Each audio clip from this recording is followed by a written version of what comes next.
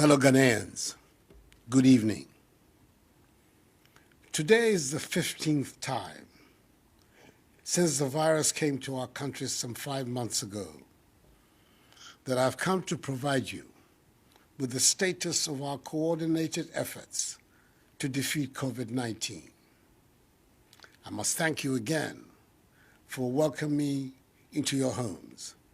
And I must repeat how proud I am to be your president in these difficult times. I appeal to all of us to continue in our individual and collective efforts to help contain the spread of the virus in our country. We've been through several phases of the fight against the pandemic. We've put in place restrictions to our everyday lives, indeed, some of which still remain, and we've gradually moved to restoring normalcy in some aspects of our lives. Over the last few weeks, the cap on the number of persons going to church and mosque has been lifted, albeit with strict social distancing. Our final year students in university, senior and junior high schools have returned to school to write their final examinations. And the Electoral Commission has just completed the successful compilation of a voters' register ahead of the conduct of the 2020 general elections in December.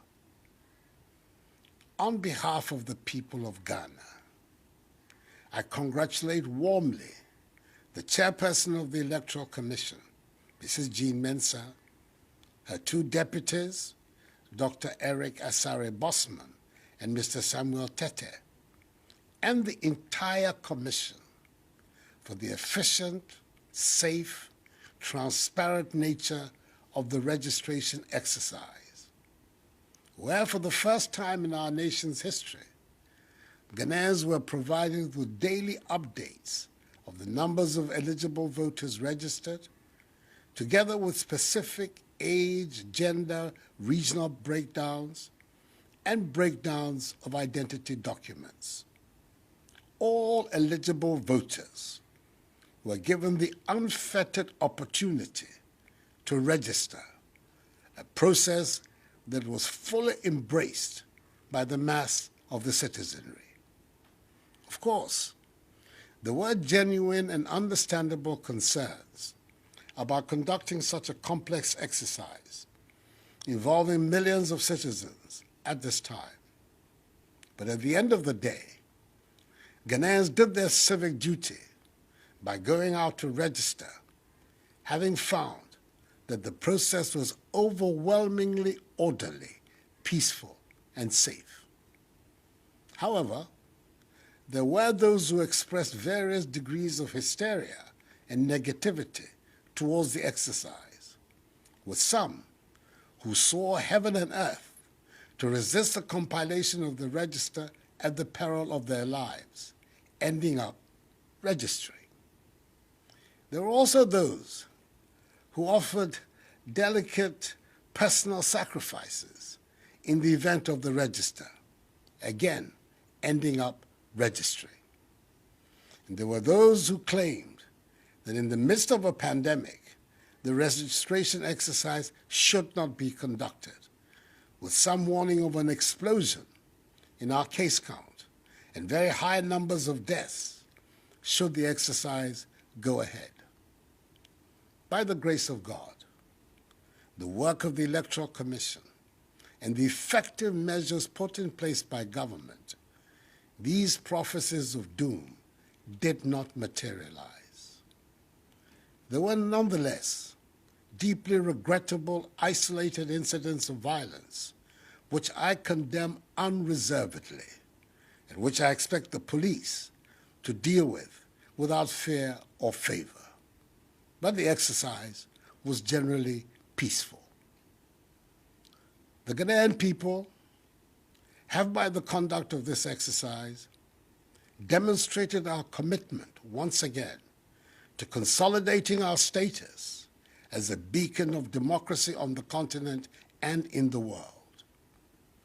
The professional Jeremiahs and naysayers who seek cynically to make a profitable industry out of spreading falsehoods, fear, and panic, stoking divisive ethnic sentiments, underestimate the resolve and the determination of Ghanaians to build a united, democratic, peaceful, prosperous, and happy Ghana.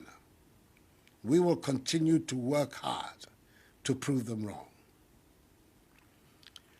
Fellow Ghanaians, when I delivered update number 14 some 3 weeks ago, I indicated that a closer look at the data points to the fact that we are steadily on the path towards limiting and containing the virus and ultimately defeating it.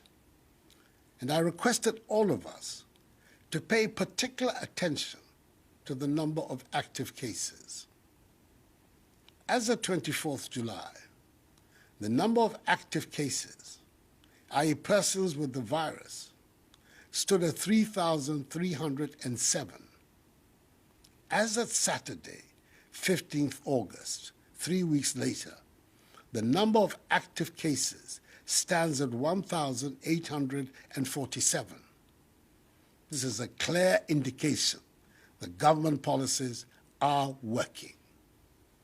Currently, there are no recorded COVID-19 cases in the Northeast, Savannah, Upper East, and Upper West regions. And I charge their residents to do everything possible to maintain that situation.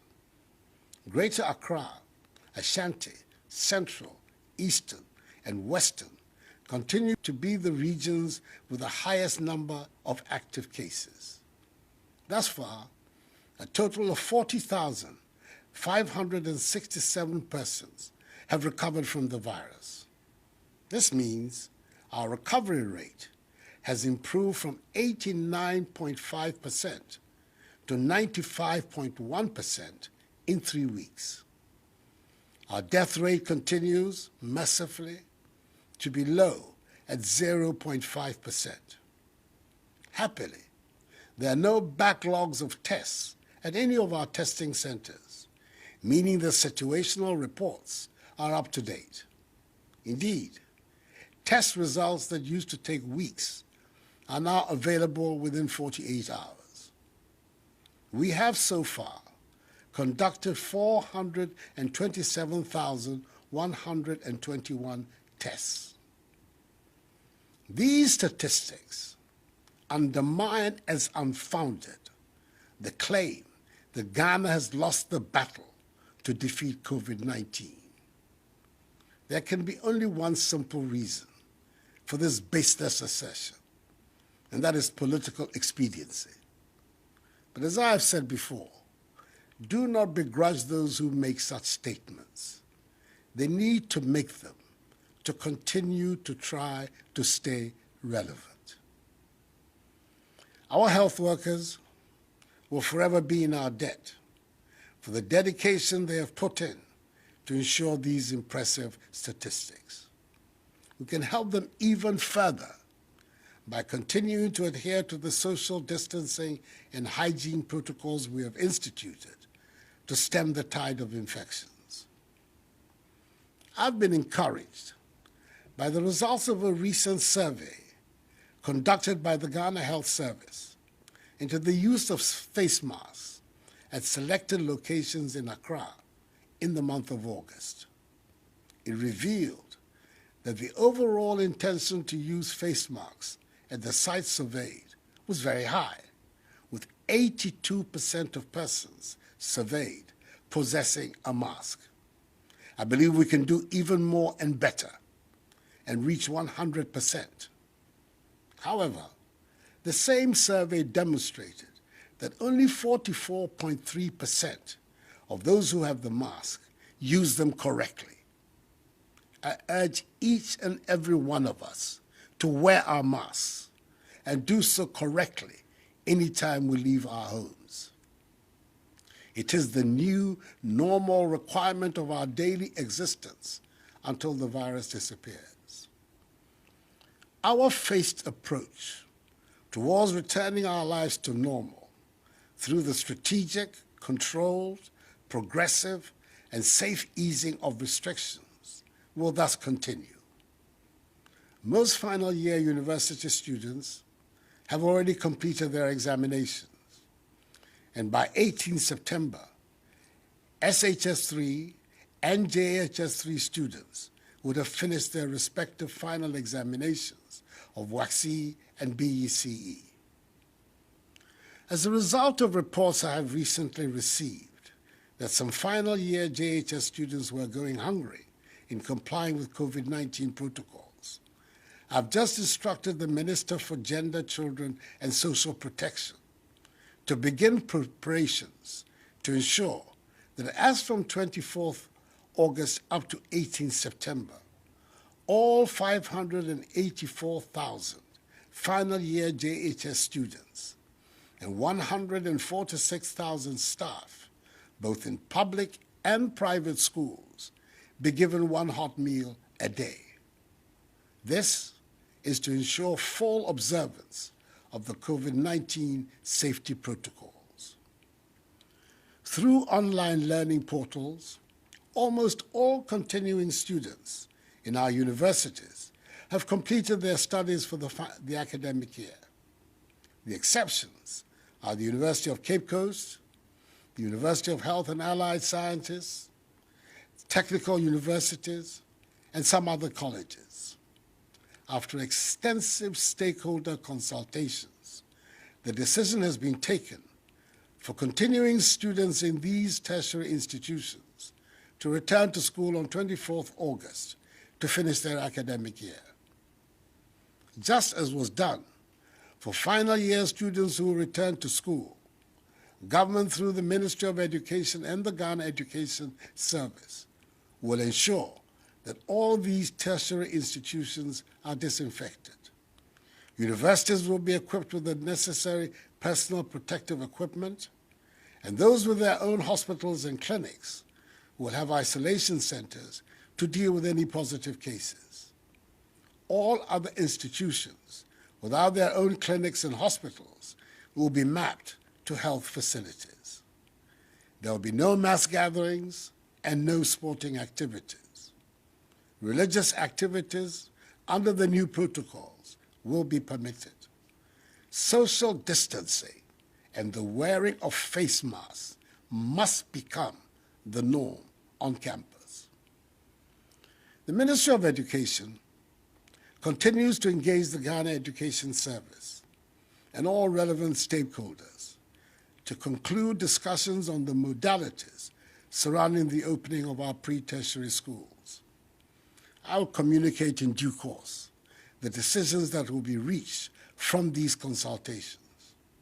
You can be rest assured that I'll always take into prime consideration the safety and well-being of our children, teachers, and non-teaching staff in the decisions that will be taken, because I'm determined to ensure that the education of our children is not unduly disturbed by this pandemic.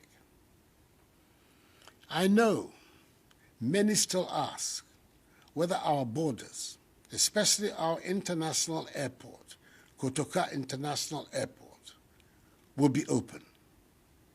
Under my instructions, the Ministry of Aviation, the Ghana Civil Aviation Authority, and the Ghana Airports Company Limited have been working with the Ministry of Health and its agencies to ascertain our readiness to reopen our airport.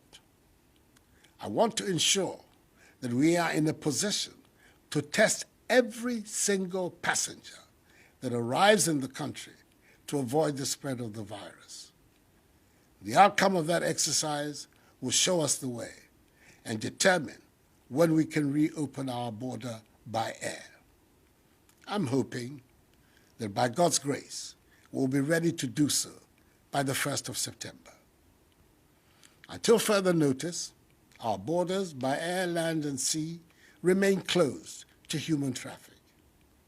For Ghana residents stranded abroad, special dispensation will continue to be given for their evacuation back to Ghana, where they will be subjected to the mandatory quarantine and safety protocols. Beaches, Pubs, cinemas, and nightclubs are still to remain closed until further notice. The limit on the number of persons who can attend conferences, workshops, and award events has now been lifted, subject to the maintenance of social distancing amongst participants, fresh air ventilation of the premises, and a 2-hour limit for each session.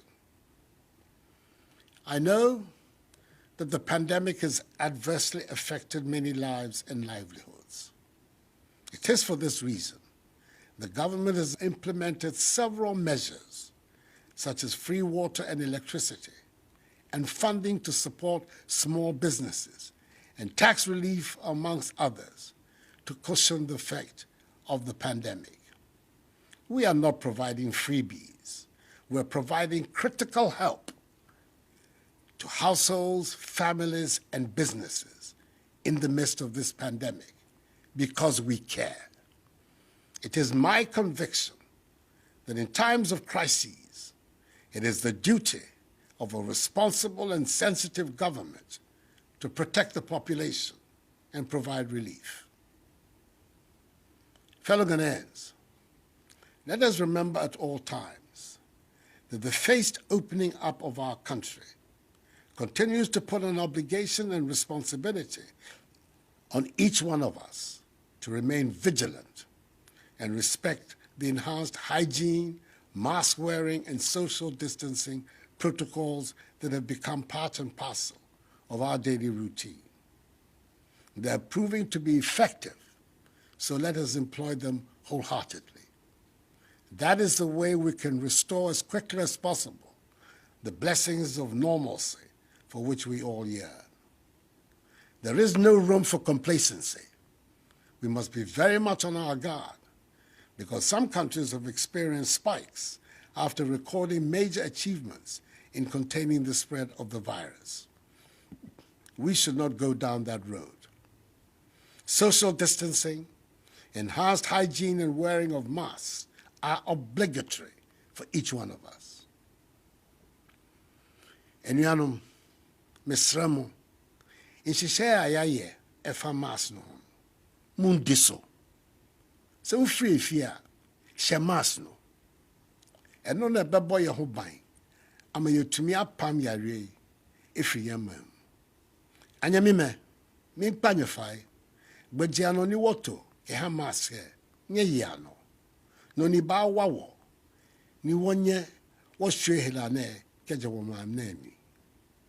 Game, ni nye ye homowo, mi ha nyefe, afio, afi.